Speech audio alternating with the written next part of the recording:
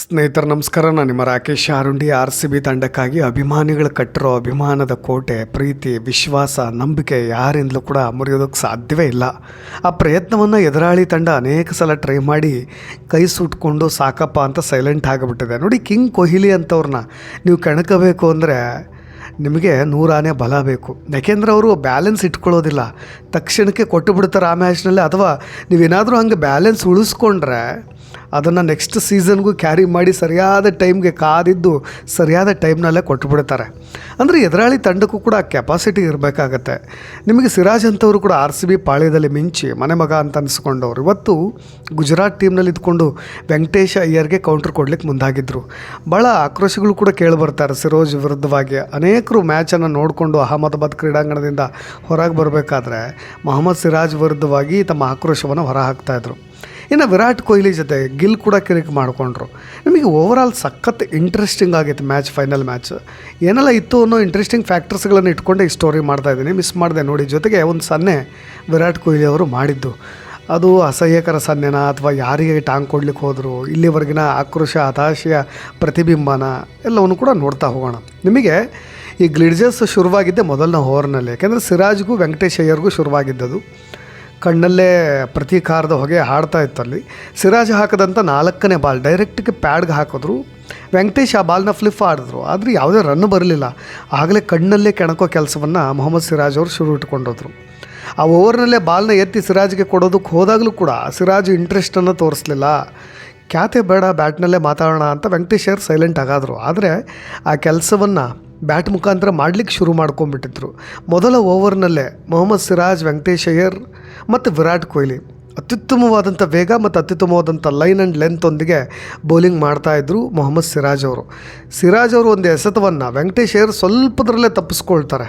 ಅದಾದ ತಕ್ಷಣ ಮೊಹಮ್ಮದ್ ಸಿರಾಜ್ ಅವ್ರ ಬಳಿ ಬಂದು ವೆಂಕಟೇಶ್ ಅಯ್ಯರ್ ಹತ್ರ ಬಂದು, ನೀವು ದಾಳಿ ಮಾಡಲಿಕ್ಕೆ ಬಹಳ ತುಂಬ ಉತ್ಸುಕರಾಗಿರೋ ಕಾಣ್ತಾ ಇದೆ, ನಿಮಗೆ ಸಾಧ್ಯವಾದರೆ ನನ್ನ ಮುಂದಿನ ಬಾಲನ್ನು ಹೊಡಿಲಿಕ್ಕೆ ಟ್ರೈ ಮಾಡಿ ಅಂತ ಹೇಳಿ ಕೌಂಟ್ರ್ ಕೊಡ್ತಾರೆ. ವೆಂಕಟೇಶ್ ಅಯ್ಯರ್ ಅದಕ್ಕೂ ಕೂಡ ರಿಯಾಕ್ಟ್ ಮಾಡ್ತಾರೆ. ನಿಮ್ಮ ರನ್ನಪ್ಗೆ ನೀವು ಹಿಂತಿರುಗಿ ಬೌಲಿಂಗ್ ಮಾಡ್ಬೋದು, ಅದನ್ನು ಹೇಗೆ ಹೊಡಿಬೇಕು ಅಂತ ನನಗೂ ಕೂಡ ಗೊತ್ತಿದೆ, ತೋರಿಸ್ತೀನಿ ಅಂತ ಮುಂದಿನ ಎಸೆತದಲ್ಲಿ ಮೊಹಮ್ಮದ್ ಸಿರಾಜ್ ಅಷ್ಟೇ ಉತ್ಸಾಹದಿಂದ ಬೌಲಿಂಗ್ ಮಾಡ್ತಾರೆ. ಆದರೆ ವೆಂಕಟೇಶ್ ಅಯ್ಯರ್ ಅವರ ದೇಹದ ಮೇಲೆ ಚೆಂಡನ್ನು ಹೊಡಿತಾರೆ. ಆದರೆ ನೇರವಾಗಿ ಒಂದು ಬಾಲು ಅವ್ರ ಕಾಲಿಗೆ ಬಲವಾಗಿ ತಗಲಿಬಿಡುತ್ತೆ, ವೆಂಕಟೇಶ್ ಅಯ್ಯರ್ ಅವರ ಕಾಲಿಗೆ. ಅದಾದ ನಂತರ ವೆಂಕಟೇಶ್ ಫಿಸಿಯೋ ಅವ್ರನ್ನ ಕರೆಸ್ಕೊಳ್ಬೇಕಾಗತ್ತೆ, ಸ್ವಲ್ಪ ಕಾಲಿಗೆ ಪೆಟ್ಟಾಗುತ್ತೆ. ಒಂದು ರೀತಿಯಾಗಿ ಅಲ್ಲಿ ಅಸಲಿ ಯುದ್ಧ ಸ್ಟಾರ್ಟ್ ಆಗಿಬಿಟ್ಟಿತ್ತು ಅಂತ. ಆರಂಭದಲ್ಲಿ ಮೊಹಮ್ಮದ್ ಸಿರಾಜ್ ಕೌಂಟ್ರ್ ಕೊಟ್ಟಿದ್ದು, ಅವ್ರ ಮೇಲುಗೈ ಸಾಧಿಸಿದ್ದು ಗೊತ್ತಾಗುತ್ತೆ. ಆದರೆ ಮುಂದೆ ಎಲ್ಲೂ ಕೂಡ ಅದು ಕಾಣಿಸ್ಲೇ ಇಲ್ಲ.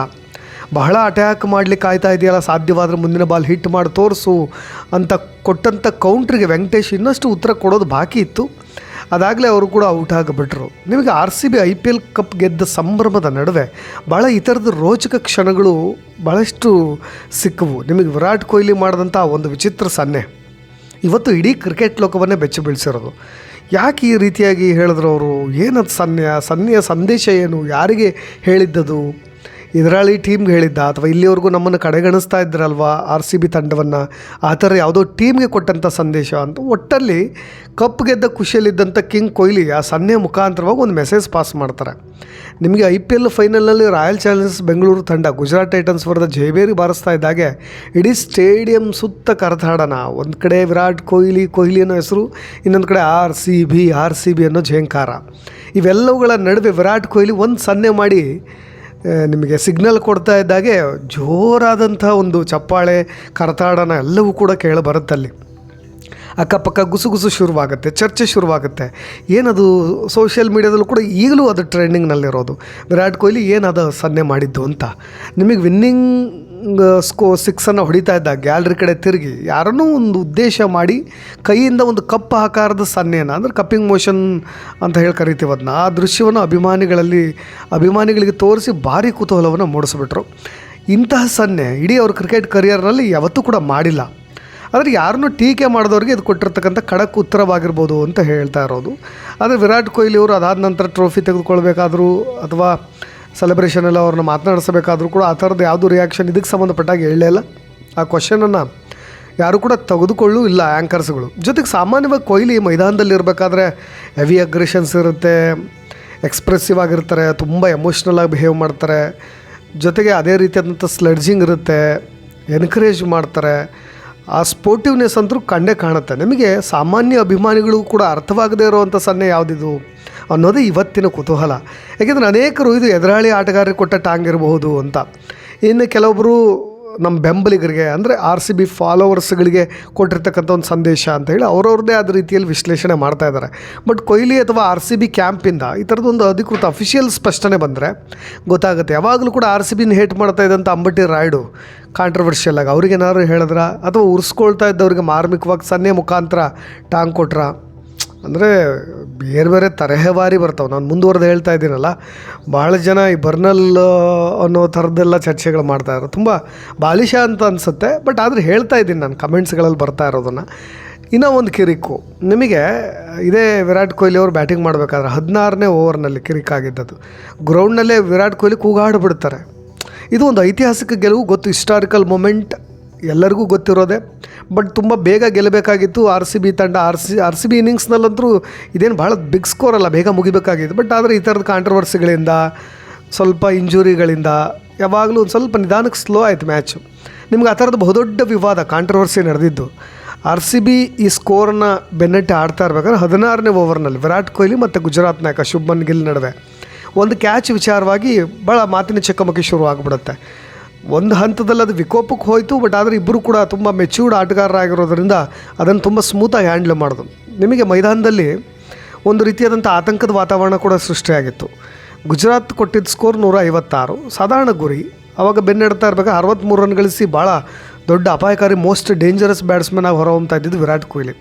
ನಿಮಗೆ ವಿರಾಟ್ ಕೊಹ್ಲಿ ಔಟ್ ಆಗಿದ್ದರೆ ಸ್ವಲ್ಪ ಮ್ಯಾಚ್ ಅಸಲಿ ಬೇರೆ ಕತೆ ಇರೋದು. ನಿಮ್ಗೆ ಅರ್ಷದ್ ಖಾನ್ ಅವರು ಎಸೆದಂಥ ಬಾಲ್ನಲ್ಲಿ ವಿರಾಟ್ ಕೊಹ್ಲಿ ಶಾಟ್ ಹೊಡಿತಾರೆ. ಅದನ್ನು ಗಿಲ್ ತುಂಬ ಅದ್ಭುತವಾಗಿ ಕ್ಯಾಚ್ ಹಿಡಿತಾರೆ. ನಿಮಗೆ ಅದು ಕ್ಯಾಚ್ ಹಿಡಿದಂತೆ ಭಾಸವಾಗ್ತಾ ಇದೆ ಅಷ್ಟೇ. ಫ್ರ್ಯಾಕ್ಷನ್ ಆಫ್ ಎ ಸೆಕೆಂಡಲ್ಲಿ ಅದು ನೆಲಕ್ಕೆ ಟಚ್ ಆಗಿರೋದು ಗೊತ್ತಾಗುತ್ತೆ. ಆ ಕಡೆ ಈ ಕಡೆ 2 ಬಹಳುಗಳನ್ನು ಮಾತ್ರ ಹೋಲ್ಡ್ ಮಾಡಿ ಇಟ್ಕೊಂಡಿದ್ದಾರೆ ಬಾಲ್ನ. ಮಿಡ್ಲಲ್ಲಿ ಇದೆಯಲ್ಲ, ಅದು ನೆಲಕ್ಕೆ ತಕ್ಷಣಕ್ಕೆ ಟಚ್ ಆಗ್ತಾ ಇದೆ. ಅಂದರೆ ಅದನ್ನು ನೆಲಕ್ಕೆ ಸ್ಕ್ರಾಚ್ ಮಾಡೋದು ತೆಗೆದುಕೊಂಡು ಹೋಗಿರೋದು ಗೊತ್ತಾಗುತ್ತೆ. ನಿಮಗೆ ಗುಜರಾತ್ ಆಟಗಾರರು ಕಂಪ್ಲೀಟ್ ಗೆಲುವಿನ ಸಂಭ್ರಮಕ್ಕೆ ಹೇಳಿದ್ರು. ನಾನು ಹೇಳಿದ್ನಲ್ವ ನಿನ್ನೆ ಕಳೆದ ವೀಡಿಯೋದಲ್ಲೂ ನಾನು ಹೇಳಿದ್ದೀನಿ, ಅವರಿಗೆ ನಾವು ಸೋಲ್ತೀವಿ ಅನ್ನೋದು ಪಕ್ಕ ಆಗಿಬಿಟ್ಟಿತ್ತು. ಆದರೆ ವಿರಾಟ್ ಕೊಹ್ಲಿ ವಿಕೆಟ್ ತೆಗೆದ್ರೆ ಸ್ವಲ್ಪ ಸೆಲೆಬ್ರೇಷನ್ ಕಮ್ಮಿ ಆಗುತ್ತೆ, ನಮ್ಮ ಫ್ಯಾನ್ಸ್ಗಳಿಗೆ ಅಷ್ಟು ಹರ್ಟ್ ಆಗಲ್ಲ ಅನ್ನೋ ಥರದ್ದು ಇಂಟೆನ್ಷನ್ ಅವ್ರಿಗಿತ್ತು ಅಂತ ಅನಿಸುತ್ತೆ. ಅದಕ್ಕೆ ವಿರಾಟ್ ಕೊಹ್ಲಿ ವಿಕೆಟ್ ತೆಗಿಲಿಕ್ಕೆ ಭಾಳ ಉತ್ಸುಕರಾಗಿ ಕಾಣ್ತಾಯಿದ್ರು. ಹಾಗಾಗಿ ಅವ್ರ ಸೆಲೆಬ್ರೇಷನ್ ಕೂಡ ಹಾಗೇ ಇತ್ತು. ಬಟ್ ಗಿಲ್ಗೆ ಒಂದು ಕಡೆ ಆ ಥರದ್ದೊಂದು ಡೌಟ್ ಇತ್ತು. ಅದಕ್ಕೆ ಅವರು ಹೆಚ್ಚು ಬಾಯಿ ಬಿಡ್ಲಿಕ್ಕೆ ಹೋಗಲಿಲ್ಲ. ಯಾವಾಗ ಗುಜರಾತ್ ಆಟಗಾರರೆಲ್ಲರೂ ಕೂಡ ಗೆಲುವಿನ ಸಂಭ್ರಮಕ್ಕೆ ಹೇಳಿದ್ರು, ವಿರಾಟ್ ಕ್ರೀಸ್ ಬಿಡ್ಲಿಕ್ಕೆ ರೆಡಿ ಇರಲಿಲ್ಲ. ನಾನು ಹೋಗೋದಿಲ್ಲ ಅಂತ ಹೇಳಿ ಅಲ್ಲೇ ಹಠ ತೊಟ್ಟು ನಿಂತರು. ಯಾಕೆಂದರೆ ನಾನು ಹೊಡೆದಿರ್ತಕ್ಕಂಥ ಬಾಲ್ ಚೆಂಡು ನೆಲಕ್ಕೆ ತಗಲಿದೆ, ನೀವು ಈ ಥರದ ಕ್ಯಾಚನ್ನು ಭಾಳಷ್ಟು ಸರಿ ಕೊಟ್ಟಿದ್ದೀರಿ, ಹಾಗಾಗಿಯೇ ನಾನು ಹೋರಾಟ ಮಾಡ್ತೀನಿ, ಫೈಟ್ ಮಾಡ್ತೀನಿ ಅನ್ನೋ ಥರ ಅಂಪೇರ್ ಕೂಡ ಅದನ್ನು ಔಟ್ ಕೊಟ್ಟುಬಿಟ್ಟಿದ್ರು. ಯಾಕೆಂದರೆ ವಿರಾಟ್ ಕೊಹ್ಲಿ ನೇರವಾಗಿ ಶುಭ್ಮನ್ ಗಿಲ್ ಬಳಿ ಹೋದರು. ಆ ಕ್ಯಾಚ್ ಬಗ್ಗೆ ಪ್ರಶ್ನೆ ಮಾಡಿದ್ರು, ಹೌದಲ್ಲನಪ್ಪ ನೀನು ನೆಲಕ್ಕೆ ಟಚ್ ಮಾಡಿದೆಯಲ್ಲನಪ್ಪ ಹಾಗೆ ಹೀಗೆ ಅಂತೆಲ್ಲ. ಇಬ್ಬರೂ ಕ್ಯಾಪ್ಟನ್ಶಿಪ್ಪು ಒಟ್ಟು ಇಬ್ಬರು ನಾಯಕತ್ವದ ಶೈಲಿಯಲ್ಲೇ ಇಬ್ಬರು ವಾದಕ್ಕೆ ಹೇಳಿದ್ರು. ಆ ದೃಶ್ಯ ಇಡೀ ಸ್ಟೇಡಿಯಂನಲ್ಲಿ ಎಲ್ಲರ ಗಮನ ಸೆಳೀತು. ಇಬ್ಬರು ಆಟಗಾರರು ನಾನು ಆರಂಭದಲ್ಲಿ ಹೇಳಿದಾಗ ಮರ್ಯಾದೆಯನ್ನು ಮೀರಲಿಲ್ಲ. ಅವರು ಬದಲಾಗಿ ತಮ್ಮಲ್ಲಿದ್ದಂಥ ಅಸಮಾಧಾನವನ್ನು ಇಬ್ಬರು ಕೂಡ ವ್ಯಕ್ತಪಡಿಸ್ತಾಯಿದ್ರು. ಕೊಟ್ಟಿದ್ದಾರಲ್ವ ಅಂಪೇರ್ ಅನ್ನೋ ರೀತಿಯಾಗಿ ಅವರು, ಇಲ್ಲ ನೀನು ಕ್ಯಾಚ್ ಬಿಟ್ಟಿದೆಯಾ, ನೆಲಕ್ಕೆ ಟಚ್ ಮಾಡಿದೆಯಾ ಅನ್ನೋ ಥರದಲ್ಲಿ ವಿರಾಟ್ ಕೊಹ್ಲಿ.